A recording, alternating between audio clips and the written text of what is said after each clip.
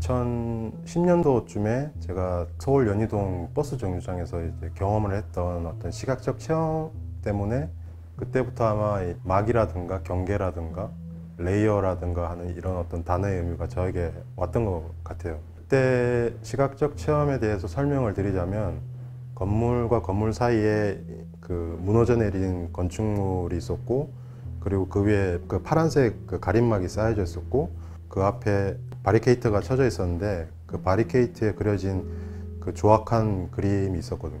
그 세 가지의 레이어가 동시에 저에게 겹쳐진 어떤 장면이 저에게 왔을 때, 그때 느꼈던 장면은 굉장히 강렬하게 저에게 기억에 많이 남았던 장면이었어요. 제 주변에 실존하는 풍경들은 실제인가 아닌가에 대한 그런 혼돈도 많았고, 그리고 실존하지 않은 풍경임에도 실제하는 풍경, 사실 실제 풍경을 담아가려는 어떤 풍경들, 그것들이 대부분 다 풍경을 지향하는 어떤 욕망들이 다 담겨져 있다고 생각이 들었어요. 그 풍경이 그 지향하는 그 욕망이 그 도시의 어떤 여러 레이어 층에 겹쳐짐으로써 도시가 만들어져 가고 있다고 생각을 했었거든요. 그런 과정에서 좀 더 본질적으로 회화라는 어떤 매체를 가지고 풍경을 좀 더 진지하게 접근을 해서 그 표면이라든가 질감이라든가 이런 것들을 더 담아보려고 아주 가까이 연구를 하게 됐죠. 그게 2011년도부터 시작을 했던 겁니다.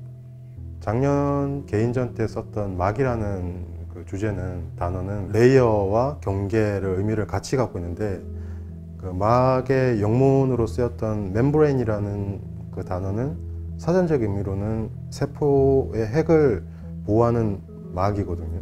네, 그거는 세포의 핵을 외부로부터 보호하거나 혹은 격리시키는 동시에 그 외부의 물질을 흡수하거나 그리고 내부로부터 외부로 방출하는 어떤 양면성을 갖고 있는 어떤 의미예요. 생물학적인 의미로.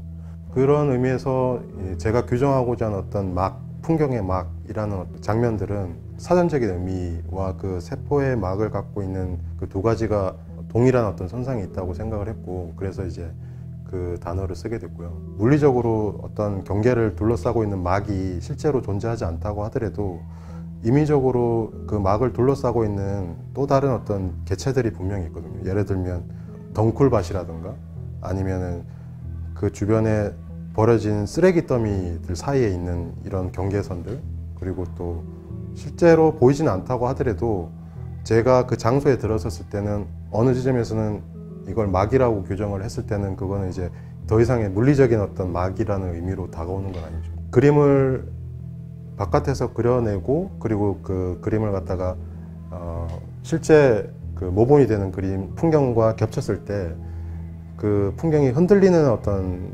경험을 하게 된 이후부터 그림 자체도 저에게는 막이라는 의미로 다시 규정을 하게 된 거죠. 그래서 저와 그 실제 모본이 되는 풍경 사이에 이 하나의 캔버스는 저에게 있어서는 그 풍경을 닮아가려고 하기 위한 어떤 중요한 요소로서도 작용을 하고, 그리고 또 막이라는 의미로 봤을 때 중요한 매질이라는 설명을 드렸던 이유도 그것 때문에 들었던 겁니다. 명확한 형태가 있는 그 정의의 대상은 아니라고 생각이 들어요. 풍경이라는 것은.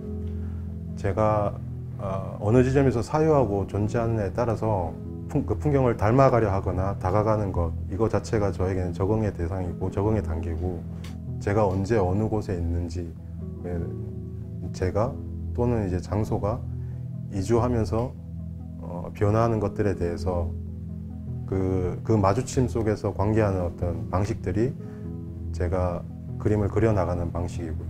그리고 또한 풍경을 인식하는 데 있어서 각자가 갖게 되는 그 풍경으로부터의 태도? 결과적으로는 그것만이 남는다고 생각이 들어요.